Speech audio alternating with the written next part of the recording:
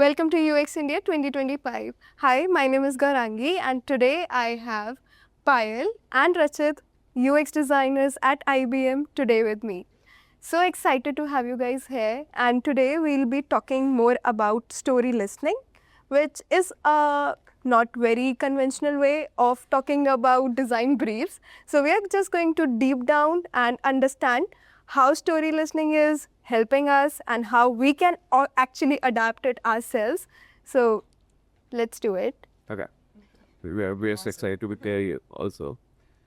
Do you have any questions specific to story listening? Because I can see it comes out very surprising because you know storytelling, but we are saying story listening and what it is. No.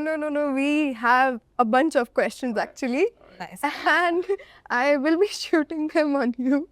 So first to start off, how are you liking the experience of UX India and how was your day yesterday? It's been amazing so far. It was just the day one yesterday, and I think it's fun because there's so much happening.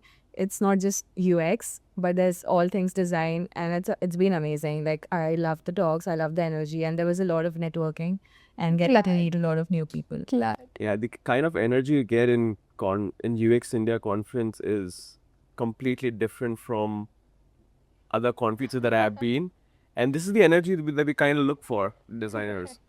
So it's has been amazing.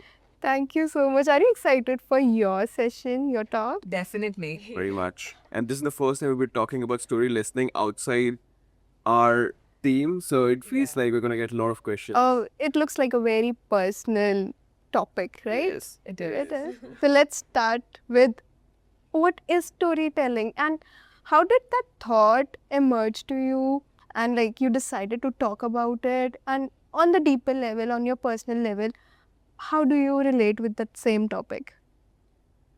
I can start. Yeah. Yeah. So I think I work in cybersecurity domain, and these domains are so complex in its own ways, and it's gonna get more complex. And the job that designers really have to do now is step inside in the early process and really work through the discovery side of things to strategize, to figure out all those technical jargons and what it means really for the users on the surface level. Okay. It's been so many months that I really worked on Figma or like design screens because that's not really the part of the job that they ask me to do it. Right. So story listening comes into the picture when I was listening to these technical jargons. It wasn't making sense to me, but all of a sudden I was making analogies from what they are saying. So something like databases became castle, and like cybersecurity tools became moat, and I was creating stories in my head as I'm listening to these technical documentations, and I think it also has to do with the domain I was working on. Cybersecurity is very notorious about this, that they have a lot of system metaphor. Castle and moat itself is like well-known one. Okay. So it just hits you all of a sudden because you are designers, you're coming from design school where you haven't thought about these technical jargons per se. You have all the design tools, but Right. you haven't thought about these domains.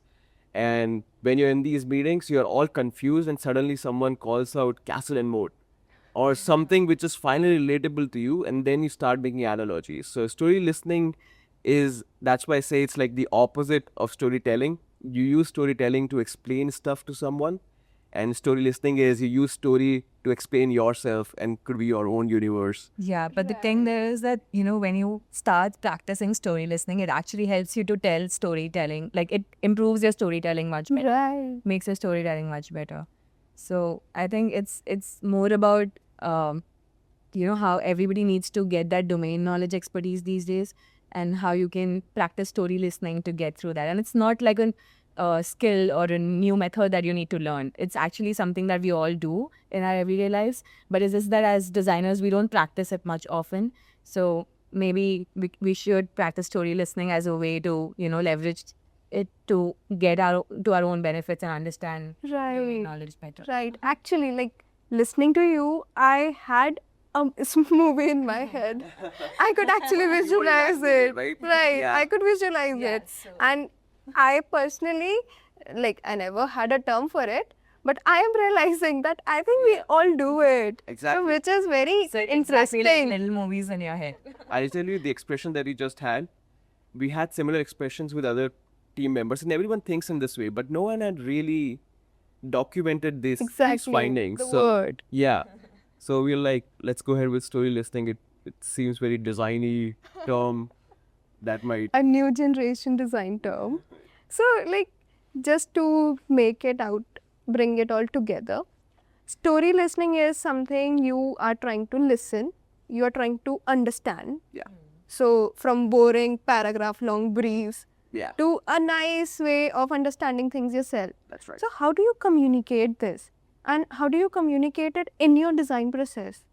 Like, from, for example, you get a design brief to the design process, in which involves like the whole functioning communication within the team, telling people, and not just that, also how you are documenting it. Mm-mm. Yeah, so that's a really good question. So, how to put it actually into practice is what you were asking, Anajas. So, what we like, imagine we entering like a new kickoff call of a new project that you're meeting with the new stakeholders, and they are throwing all these jargons at you because you don't know the domain at all, and you're trying to understand and make some sense out of it. But half of the time, like the initial meetings that you have with them usually just goes by you nodding at them and pretending to be like I understand everything, but actually what you do is you go and research later or try to understand later. So how you can get these domain expertise is Right. actually ask questions, like and create analogies. Like for us, we think of technical concepts as medieval stories, so we try to connect it to some kind of obsessions that, like, we love Harry Potter. So we try to connect it to Harry Potter and just map everything, like map what your users are in your domain, like try to create those connections and have some kind of metaphors that actually works for you and create those analogies. So by connecting those gaps, I think slowly you will build that web of understanding. Yeah, Yeah. understanding at a think it's personal also- level. It's also about slowly modeling the whole universe to understand your domain. So when you talk about getting like a design brief, you there's a lot of conversation that goes on when you are decoding that design brief with your stakeholders. And you are trying to ask questions, you're trying to figure out what exactly they are saying, but you don't know what the right questions to ask. So the way we usually do it, we get a design brief, and then we do like a debriefing among ourselves, and we have a mural setup, like a whiteboard setup, where we have our own understanding of the whole product already listed. So if this new design brief come up, it's more like adding to that whole jobs to be done framework, which is very analogical to our understanding. And just by that, we derive a lot of questions that we can ask. What if, like one of the example that we're giving in our talk is around Great Firewall of China. China has blocked Google, right? So that the way we see it is really like everyone knows Great Firewall of China, and how VPN could be like a tunnel, which is basically WeChat to allows you log you in. So we talk in these terminology, which also keeps the meetings fun. Right. Because everyone is imagining Great Wall of China, all the politics stuff, which is more fun to talk about rather than like technical jargons. So we kind of decode it at that level, and that brings us a lot of different questions, and that we can communicate with our stakeholders. And everyone knows about these bigger analogies Right. that we can. I mean, that's the best part, because in like when you have like some kind of fun stuff added to it, it gets easier to get a hold of those jargons and those domain knowledge, and you can communicate better with your team. You can explain each other better by using just these stories that you all understand well. Right. It is like in a very normal way how we teach small children, toddlers. That's exactly, Exactly. right. Exactly. That's Yeah. exactly right. And when you like visualize things, it helps you to remember things better. So it's not about Right. like just memorizing something or reading it out, like by hearting something and just trying to remember it, but just drawing these connections to remember yourself. Like just visualize and remember it. Yeah, and I think, as you said, it's similar to how you teach Teaching. toddler or kids. I Yeah. think if people who are going to watch this recording will be like, this is like mental model, right? This is mental models for users. This is like system metaphor for developers if developers are watching this. And this is exactly it. It's just that they all have their own methodology and own parameters. For us, for designers, story listening could really be mental models for us. And we are the end users. So it could be our universe. We don't have to think about if floppy disk is a universal mental model for you, right? We have to think about our universe and what makes sense to us. Exactly. I'm into Hogwarts, so that's why Harry Potter is my story listening. If someone into Star Wars, pick that universe. If you are in Marvel, pick that universe. You it are can the also be hero of your something- own game. Yeah, it can also be something, I mean, not just Harry Potter and Marvel and things, but it can also be something that any world that you like exploring. It can Exactly. also be like if you like something related to, say, hospitals or your own kitchen, like even if you have to explain your domain to your mom, how would you do it? Exactly. Yeah. So you can use analyses from kitchen or like home or anything that you want to relate it to. One of my product manager used to work in healthcare industry, and then he came to cybersecurity. So his known stories were around healthcare because he had mastered it so much. So he was trying to understand cybersecurity concept with stuff related to healthcare systems, and Yeah. so everyone is doing it. Yeah, we all do We it. have Like, to do it consciously. yeah. We are just terming it, Yeah. So which is a even when very you- fun way. Sorry. Even when you're explaining it to someone, you usually give analyses like if they don't understand what it is, you're like, this is something like that. So those Right. kind this, of like that. Yeah. Yes, this and that, and then making it a whole new picture. Yeah. We are just building upon things. So, building on my same question and the thing that you just explained, how you're implementing story listening in UX at IBM. So, like, I'll tell you. You wanna answer this? You can go first. Yeah. Okay, so I personally like handling complex domains, and IBM mainly have enterprise products, and enterprise products have very complexities. yeah, IBM haven't been completely designed. They work on a more stitched together team. So you're working with developers and architects, and that's your day-to-day job to do it. So, and we all come from creative background. I did my bachelor's in Srishti, and we were thinking about everything but cybersecurity or enterprise products. We've never seen this area altogether. So I think everyone have their own way of visualizing their own complex domains. You work in sustainability and Definitely. other products, and her domain is completely different complex. Mine is cybersecurity.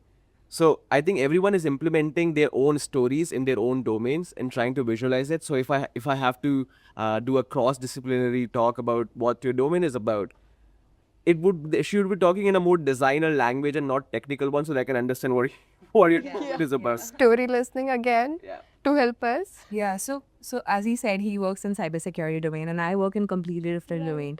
And we have like everything here gets extremely technical. You have to get that domain knowledge very quickly. And since you keep moving from one product domain to another, how do you quickly get it? So that's where like story listening comes in for us. So it gets easier because you can get hold of those things, and I don't think in those technical jargons anymore. Like I try to relate it to something, a very known concept that I already know of, and like try to base it on that and learn a new thing that I don't know. Right. There's one thing which we have realized, Huh. that a lot of people who have tried to onboard into enterprise products, the major problem they issued was to understand the domain. I have seen people quitting jobs because they don't understand the domain they are working in, and get so overwhelmed up to one point.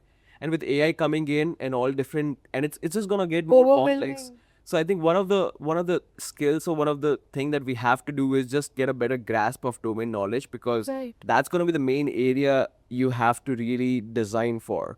You really have to bridge the gap between what developers is thinking and what's going to surface to the users. And you have to do object-oriented exercises to like pick each and every terminology that they are thinking, and then make it sensible. Yeah, definitely. Yeah. Yeah, so just to add to that, like what he said, that you have to get better at your domain expertise. And we all are great designers already. We have all our frameworks and our methods, and our user journeys and our design thinking very well. But the actual job like becomes easier when you actually understand the domain better, and you can get real insights. You can navigate those meetings, those technical meetings, and have a say in those meetings as well. Yeah, actually. So, as you guys are from different domains altogether, and you have come in together, you're co hosting the design talk right now. So, what all different kinds of special skills you are bringing in together? Like from different domains, you're co posting it. I think you wanna go ahead. Go ahead. I think one of the thing that was aha moment for me was I was thinking about story listening in a very silo, the story listening itself in a very siloed team. So I was just talking to bunch of people giving examples. Look, you can imagine it like these different empires, and I was just using that terminology inside my team. But then when I talked to her, she was also using similar methodology in her team, and then we talked to a bunch of other people who are also using just that. So I think one of the reason why we decided to do it together is because we both have our own examples, and it just give us, because no one have ever talked about this or made it tangible, right? That story listening is a thing, and that's why it was more difficult to think about this as more than an abstract concept. Yeah. And when we bring out an example, it gives us more validation that hey, this is a real thing, and we all are doing it. So let's just talk about this. So if you're gonna talk about this, you're gonna think about it consciously. Wonderful, We wonderful. covered it rightly. Yeah, actually wonderful. So, like, there is so much about story listening and talking about storytelling alone, and actually realizing the whole thing that we do, even when listening to any story, is the main, like, the answer story listening. So, it was like so wonderful talking with you. Just to sum it up, how are we actually going to add AI, or what is the future of story listening, and how like new people who are getting into the field can actually implement storytelling, because new people are getting into AI too much and they want to do things that are had like we all are doing from back ages. So AI together and future of story listening. You wanna go ahead? I think one of the practical approach I found was when I was talking to people, and they were like, okay, but where to start? How can I think about a story and just combine it with a domain I'm working on?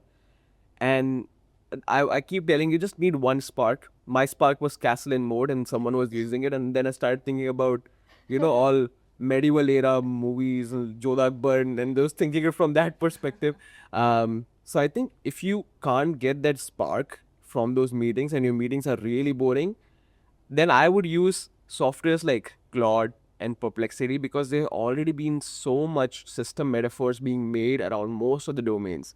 One practical hack is to just go and ask Perplexity or Claude to just explain this as like 3-year old kid, or like Right. make an analogy around it. Most of those analogies won't make sense to you, but then you will get a spark from one of those pointers, and it might just allow you to think in that direction. That is so true. That is actually so true. Best part to add on to that is best part about story listening is that whenever some analogy or some metaphor doesn't work for you, because it's your own world and it's your own universe, you can always switch it. You can like reframe it. You can talk about anything that you like and explore that world. Wonderful. That was such a fun chat. Now, just we have a few questions, a small rapid fire round to lighten it up. Are you guys ready? Yeah, sure. I'll be shooting you with question. You need to answer it in one word. Okay. Okay, let's start. Describe yourself in one word. Okay. um, I want to say more than one, but I'm just gonna say one. I think smart at getting insightful outcomes. Smart. Also, you can use one word, smart. Okay, all right. Um, I would place it more like a One word. yeah. I would say owl. If I say owl, then explains that I work at night, and and bunch of other stuff. But owl. Yeah. Makes sense. Owls are very like observant. Yeah. Look, I get it. there it is. So, one book or one movie that you find very inspiring or I close to your heart. love watching The Intern again and again, Oh, and it's just so much fun to see that movie again and again. I love reading. And whenever I have to gift a book to someone, then I gift Anthropocene Reviewed.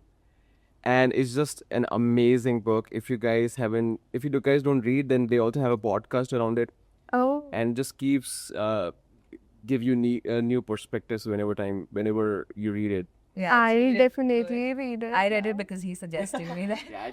I am also taking in your suggestion. So, what's the best part about your workday? I think the best part is I really love talking to a lot of people, and I think I have like a good eye for noticing things that often gets like unnoticed in between say calls or just conversations, and I remember things well, I feel. So I think that helps me, like talking and communicating helps me get more insights. So I like to do that. So, you I like thought to you were do gonna say people. something like chai break because who doesn't? Yes, yes. I don't definitely. drink chai. I'm sorry, but I don't drink chai. I think for me, we normally have stand up every day, Oh, and great. my team is global. Like Okay. some people sit in Boston and then Ireland and Australia, and then we all have like one time at which we all are awake. So like just come for the stand up for like 15 minutes and just talk about it. The Wonderful. stand up is supposed to be just only for like 10 minutes. You just give you a brief and that's it. But usually stretches to 1 hour because we just have just amazing team and amazing bonding So that much fun. we just keep talking about what happened in our life, and so that's something I always look out for. That's so interesting. So, what do you love about UX India? Like, in one word, describe UX India. In one word, I think it's the partnership between the all things design. I know it's not one word, but the partnership between all things design, and the best part was that I met a lot of people yesterday and the day one who were not from the design background. Right. It was interesting to see that how they're adapting, Right. new ways to do work through design Interesting. thinking. Yeah. I would say family because whenever, like the one of the thing that I realized about UX India is they think about every they meet every year, most every year, right? So it happens Yeah. every year, and every year it felt like they're checking up on you that hey, how did it go last year? If you find something, just tell us. If you found something interesting, or this is something that we found, so we're gonna speak about it. And it felt more like a checkpoint every year that they check on you that how's it going? That is Is there something that's I think coming up? it's more like bonding. Yeah, it's more like bonding. And like even in the first day, Bapu was talking about next 5 years. So he was keeping a check on like this is what we are visioning as designers, as family. And I think this is something which would have been missing if UX India wasn't there. So I would say family and bonding. That delighted to hear this. So, if not design, what other field would you be in? I think I would be a pilot. Wow. I think I would be in theater. Oh, artist. interesting. Thank you so much for taking in the time. It was such a fun chat and so insightful, like eye opening. Thank you so much. Thank you so much. Thank you.